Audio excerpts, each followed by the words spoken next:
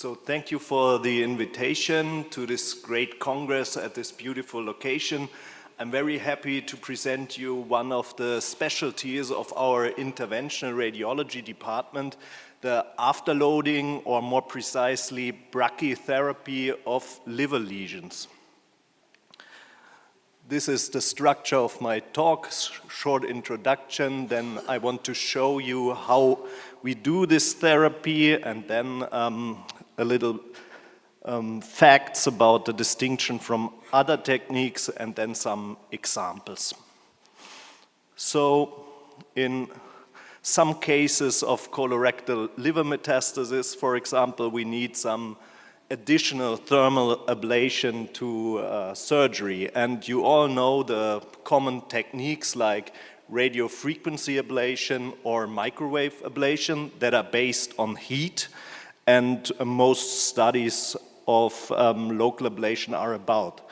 There's the newer technique, cryoablation. It's not that common in the liver because of the reports of cryoshock, and the data is still limited.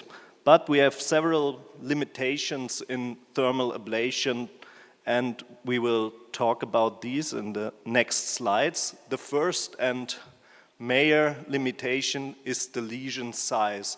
All data says that tumors above 3 centimeters are not that suitable for thermal ablation.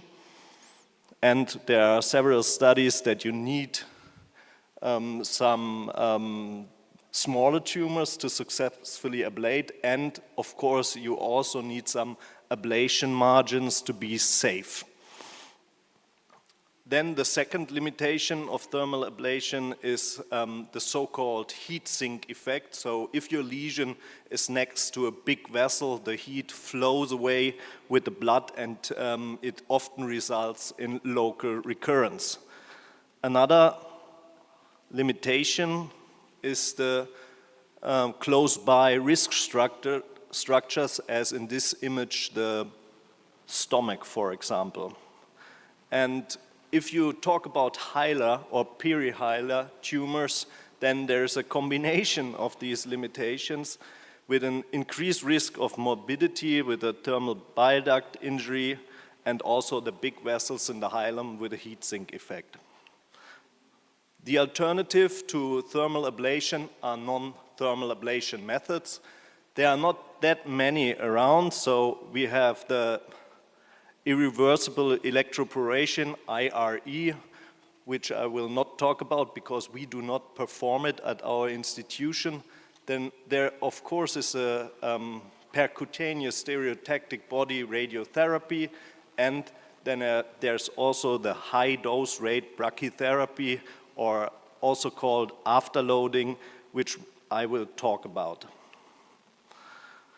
So on this slide you can see how it works in theory. We have to place the catheters inside of the liver to let the radiation source drive right into the tumor and stays there, so that the radiation field can get bigger and bigger over time. And in the lower row you can see that the effect, the histological effect, needs some time. In the first weeks we have some edema inside of the tumor, and after 3 months we have a beautiful necrosis. So how do we do it in real life? So I have some pictures of you for you. On the left side you can see the radiation planning in our software tool, and on the right side there is the afterloading machine. The radiation source is inside of this box, and then you connect the catheters to this device, and the radiation source can drive into the patient temporarily. How does it look? We perform all these interventions in CT guidance. They are also performed under analgesic sedation, so no general anesthesia, and it looks like standard CT guided punction, And if you look at the table, what you need for this intervention, it's not that much.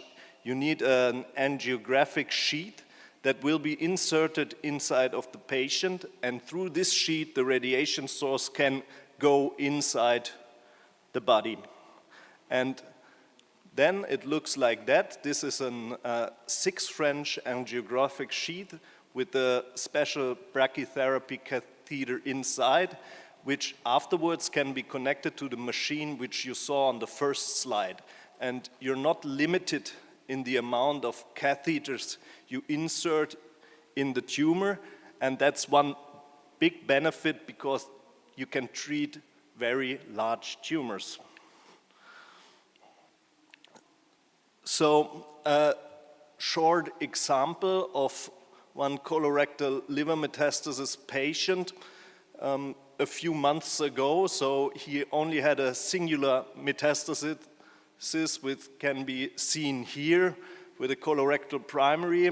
It would be very good to operate on, but this patient was 95 years old, so our surgical colleagues asked us if we can do it with afterloading. And how does it look in CT guidance? Here you have some video of the CT fluoroscopy. You can see that the needle is advanced in a few steps. It takes about 3 minutes, and then the needle is in place, and the catheter can be inserted. We do a contrast-enhanced control scan that the catheter is right next or inside of the tumor, and with this scan we can plan the radiation, and you can see you don't have to hit it right in the center because you can increase your radiation field that your metastasis is totally covered. This patient is without local recurrence until now. So what is the difference to other ablation methods? We talked about the limitations, and you see the large tumors of thermal ablation is not that much of a problem with brachytherapy. We had a study with almost 100 patients with HCCs that were larger than 5 centimeters, and for these big tumors we had some very good results with a progression-free survival more than a year and a median survival more than 2 years. Here is one example of these big tumors. You can see the HCC in the hepatobiliary phase of an MRI.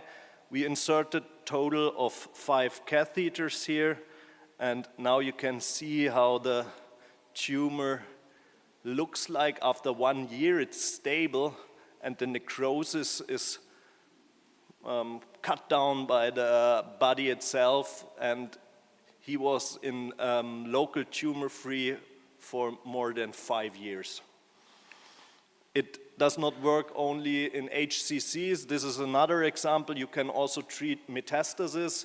This is not so common entity for us. It's an ovarian cancer metastasis, but you can see it's more than 10 centimeters large, and this is a 2-year follow-up. She got recurrence at another site, but the local tumor was not progressive. So we also spoke about the heat sink effect and the risks of hilar tumors. We also evaluated perihilar metastasis. In this case, most of them were colorectal.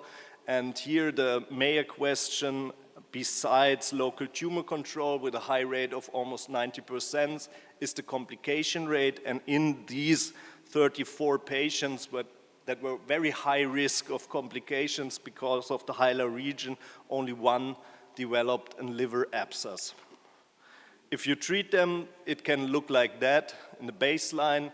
Then you can see the brachytherapy follow up in 6 weeks. You don't see the shrinkage yet, but then 6 months and 32 months in this case.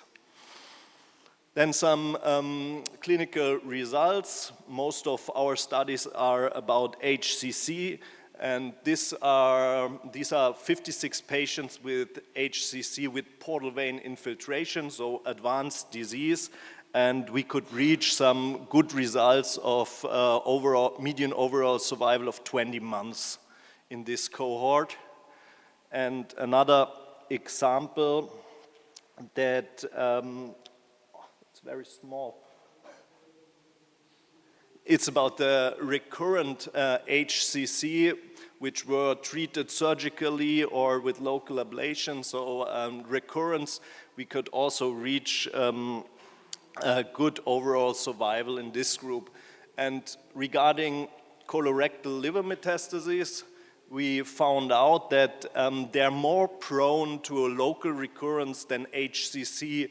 If you look at a local progression-free survival, the colorectal liver metastases more often recur at the same spot, so we decided to treat them more aggressively with higher doses of radiation. If you are speaking about complications, we had a retrospective analysis of almost 2,000 patients, and you can see it's a very safe procedure. The most common complication is bleeding, like in every puncture of the liver. It was about 5%, and the other ones were about 1 to 2% in almost 2,000 patients.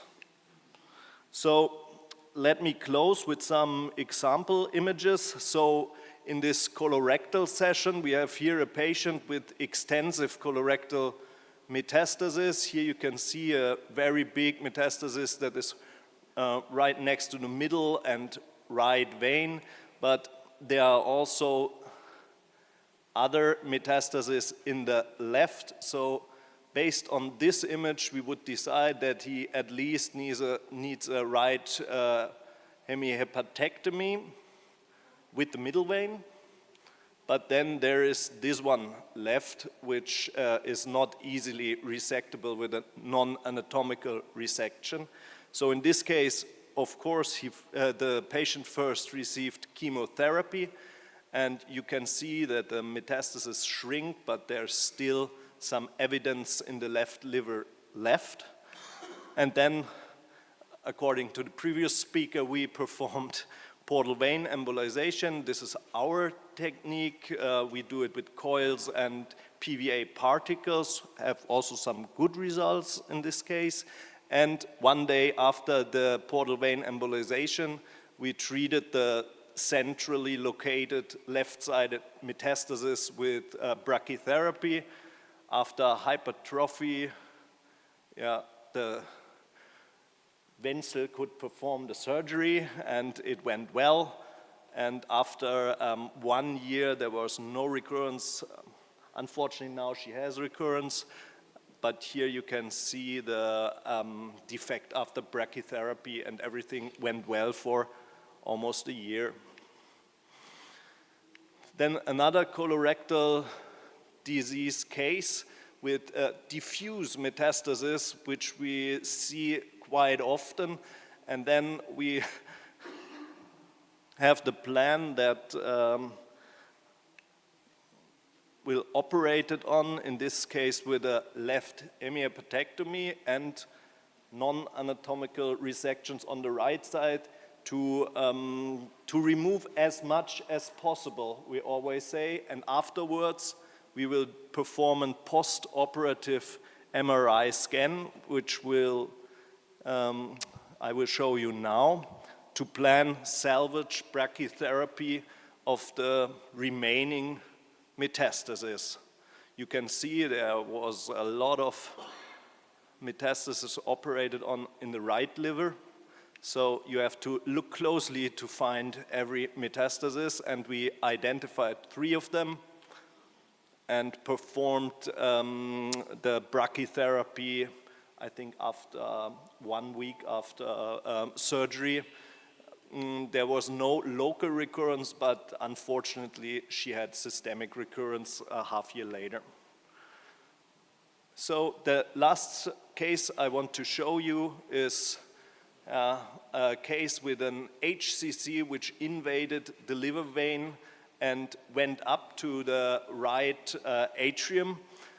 And in this case, there is no other option to treat locally than brachytherapy. So thermal ablation would not even be discussed. So in this case, you can see the tumor of the right liver, and here it invades the liver vein, and you can see the tumor thrombus inside of the atrium. Here's another slide with the atrial tumor. In MRI, you can see it even more nicely. A lot of pictures, I hope you can enjoy them. You can see it in the echo. And now, how did we treat it? We treated with one brachytherapy catheter percutaneous in the liver for the liver-based tumor. And then we also inserted a brachytherapy catheter into the right femoral vein and put it up to the thoracic part. And with this combination, we could plan the radiation therapy like this, and the patient had a progression-free survival of, I think, 7 to 8 months at this point. And yeah, it was very advanced disease, and we are happy that we can offer some therapy to these patients. Thanks for your attention.